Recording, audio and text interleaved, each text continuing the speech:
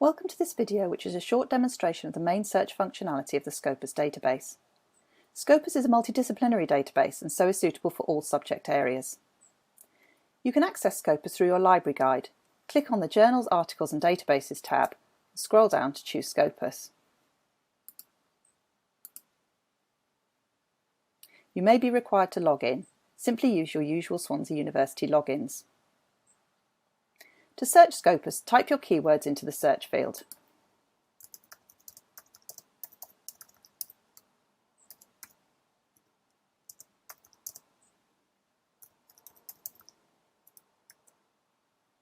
Scopus makes use of the truncation or star function, so it will search for different word endings for you. I did it at the end of kitten to find kittens or kitten.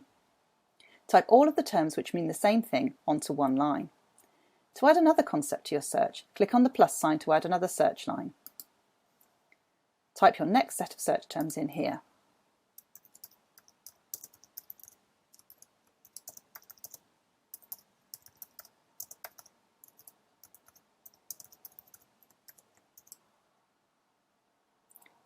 Note I'm using the inverted commas around phrases to make sure that Scopus searches for pet food and dry food as a phrase rather than the words pet and food and dry and food separately. Click on Search. Scopus has found 479 documents which are about cats and pet food.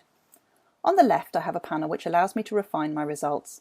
I can limit my search by year, subject area, document type and language amongst other things to make them more relevant to my search requirement. Let's do that now. I'm interested in results written in English that are articles that come under the subject of veterinary and have been published in the last few years.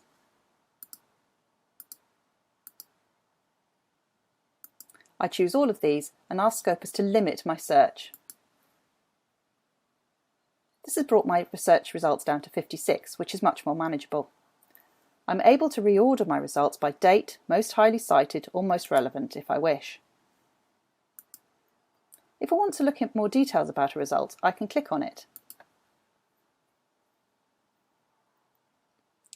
This gives me the full details of the article, including the authors, where I can find it, the abstract and references at the bottom.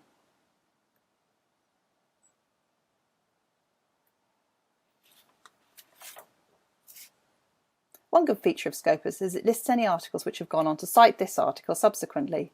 This means that an author read this paper and then included it in the references for their paper. Looking at these can often allow us to see how research has moved forward over time. This particular article has been used in 13 other papers. If I want to see the full text of the article, I can click on the I Get It at Swansea link.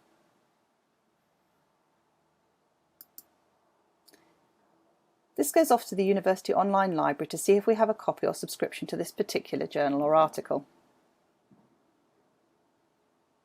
In this case, I can go to the publisher website and download the PDF of the article. Back on the Scopus page, I can also print the article details or email it to myself. I'm also able to export it to reference management software such as EndNote or Mendeley. If I want to start a new search, I simply click on Search and Start again. That brings our brief demonstration to an end. I hope you have seen that Scopus is a very useful database which covers all of the subject areas and has a nice, easy to use interface with plenty of search functionality.